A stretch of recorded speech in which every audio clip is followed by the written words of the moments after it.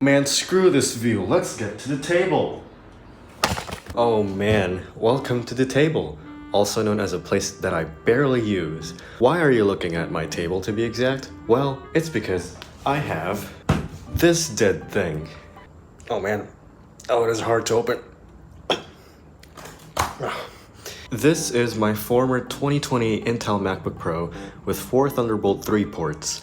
Here are the specs because I'm too lazy to explain them, and this video isn't about reviewing the thing.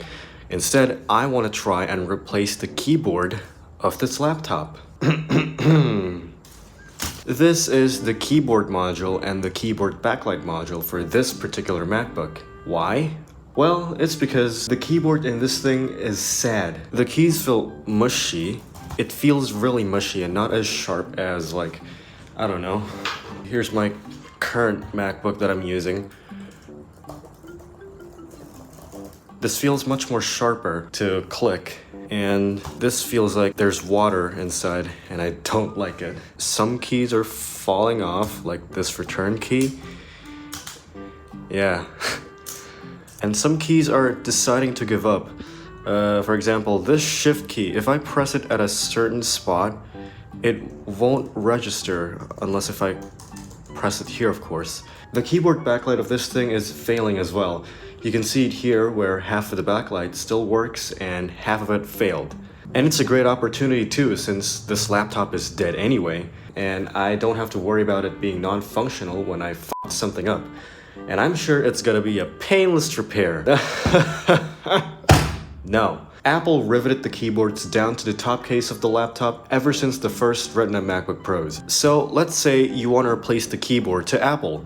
They're gonna quote you hundreds of dollars to replace it because Apple basically replaces half of the computer, which means new housing, new touch bar, new trackpad, new keyboard and its backlight, new speakers, new mics, and new battery. Except for the Touch ID module, because Apple pairs them with each logic board, I think since the iPhone 5S, believe it or not. This keyboard module cost me $25, and the keyboard backlight cost me $20. That's a lot of money. But hey, at least it's cheaper than having it repaired by Apple, and I just want to see if I can do this myself. Alright, enough rambling. Let's just cut to the chase and start tearing this down. Alright, before that, I want to complain about this particular keyboard module first of all. The packaging that came with this keyboard is questionable. There's no ESD safe packaging for this thing. They just sent me a cardboard box with the keyboard module sandwiched in between the cardboard box. I don't know, man. Thanks a lot, Tokopedia. And the same goes for this keyboard backlight module. The packaging is really crappy. Anyway, let's open this thing up.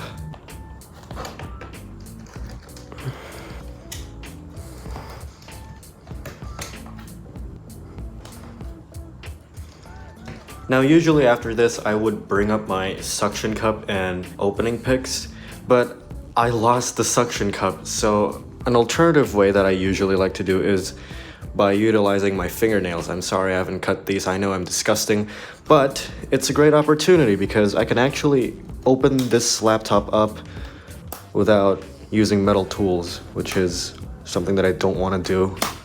So what I'm gonna do is take a grip of the bottom shield, bottom cover or anything you would like to call, and just pull it up, but not too much because there's this clips over here and you don't want to just pull it out, otherwise you'll damage the clips that's located in both of these places.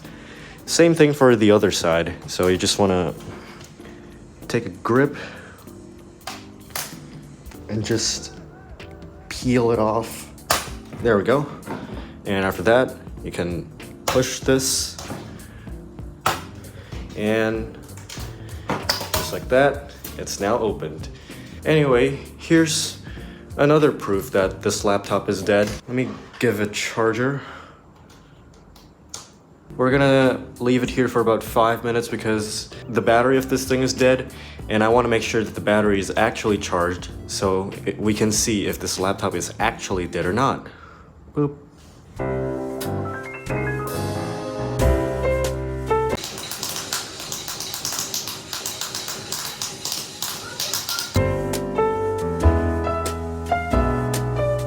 Well, it's been more than 5 minutes to be exact. I got distracted because I'm bored, and I'm betting you that this thing is already charged. Pretty sure it's more than 1% at this point. And if you can hear, the trackpad clicks. I don't know if you can hear it, but that tells me that this MacBook is already alive, but for some reason it just doesn't want to boot to Mac OS for some reason. So yeah, that's an obvious evidence already. This thing is dead. I don't know, the processor is kind of hot though. And the fans aren't even spinning, so that's a concern. Let's just make that dead. Now let's continue tearing this thing down until it's bare minimum. Every single connector has been disconnected properly. I think we can just lift the board up. Just like that. There we go. And I believe we have to remove the fans before we can get access to the keyboard itself. Now, I just gotta go ahead and disassemble the backlight module of the keyboard blindly, because I believe iFixit does not have a guide for disassembling the keyboard backlight and the keyboard itself. Okay, I just gotta find an entry point to detach the keyboard backlight module. And I think I can just... Oh, there's... I'm actually ripping it apart instead of disassembling it. Now what's left is ripping the backlight module off the case. See? It's very simple. Oh god. I might have to... Oh god, do I have to disassemble the battery as well? I don't want to do that. Let's just continue. Oh god. Oh, I'm ripping it out.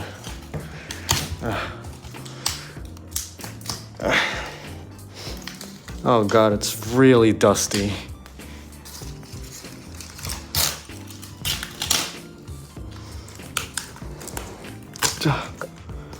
The backlight module is sort of free, except for this thing.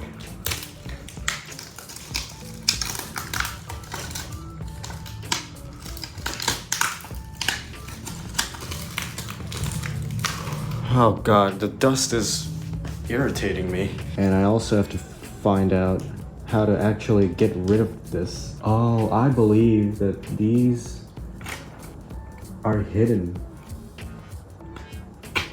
Yeah, they're covered with something. Oh, Apple, you sneaky jerks. There we go.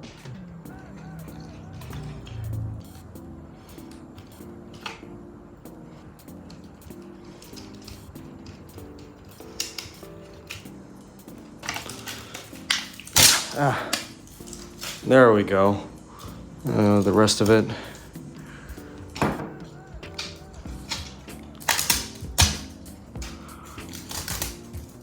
Okay, I see some screws surrounding the thing, so that's good. Except for the inner bits, which are riveted. Well, yeah, I guess I gotta disassemble them. Oh man, this is gonna take a lot of work.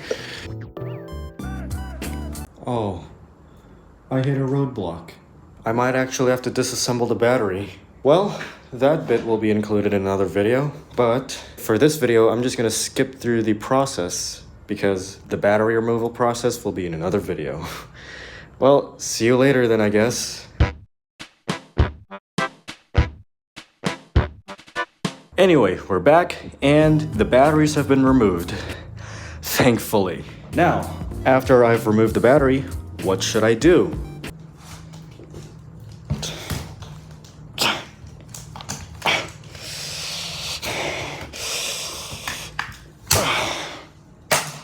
Now I have access to 4 of these screws.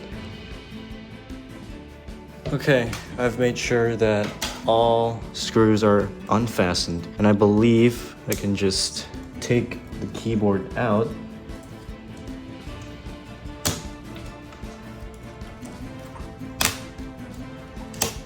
Okay.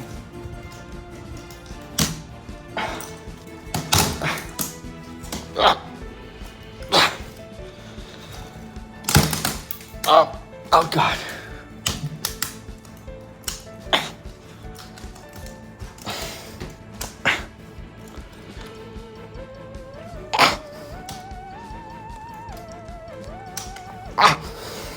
Oh, there's... I haven't unfastened one screw. And I believe... Oh, come on.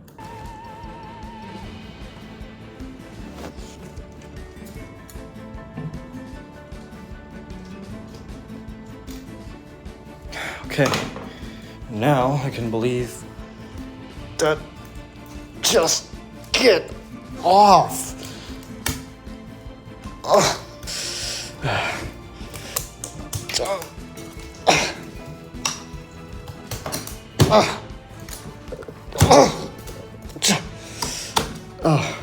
I'm bleeding everywhere. Oh, God. Oh, I have to remove the display bracket as well.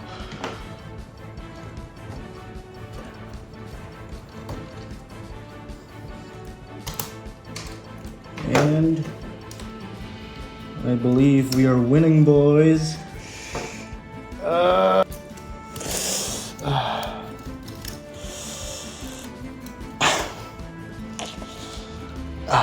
God, just go.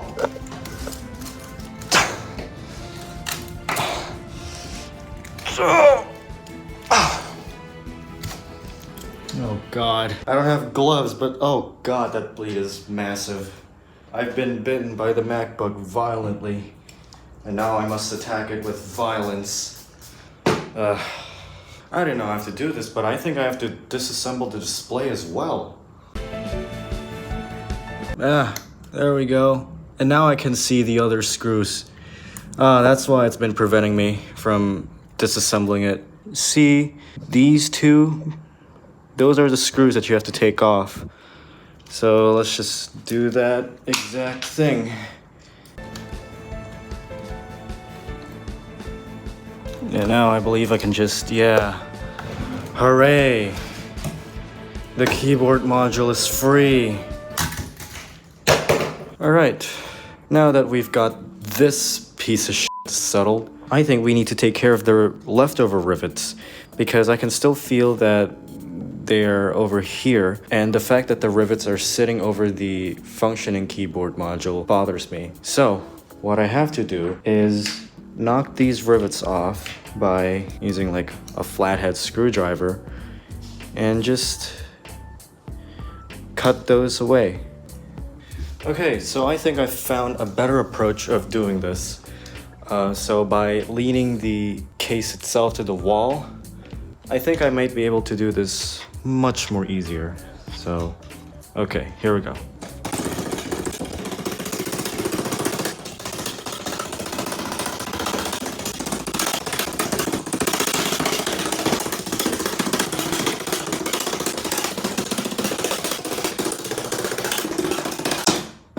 Alright, I believe all of the rivets have been removed. And now, we can get back to our proper workspace. Alright, we are back at the proper workspace. That was a nightmare. Now that all of the rivets have been removed, I think we can properly place our keyboard module. Oh yeah, I want to show you the keyboard a little bit. I believe the fonts of this keyboard is very off. Like, yeah, you can tell. They are very different.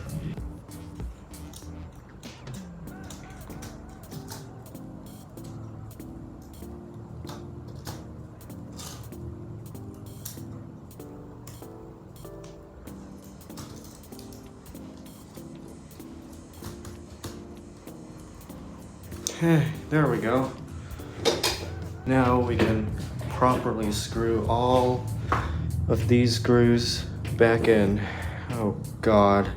Oh yeah, by the way, you're supposed to buy a screw pack if your keyboard module doesn't come with that, and my keyboard module happens to not include that. So be sure to buy that module.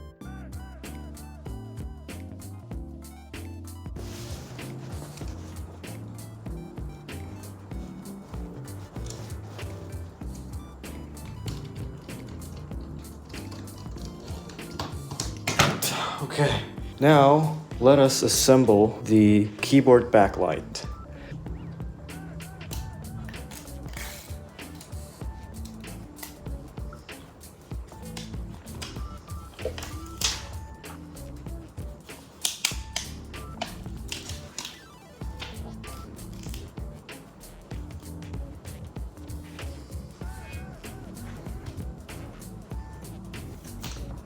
Alright, the keyboard backlight has been aligned. Now we can continue assembling everything else. Oh god, this is gonna be so hard.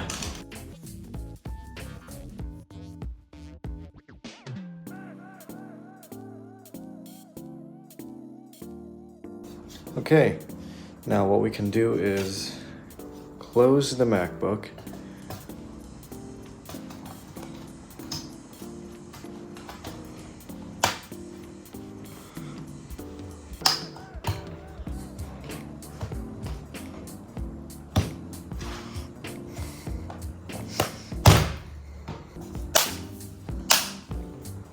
And screwing the MacBook back in.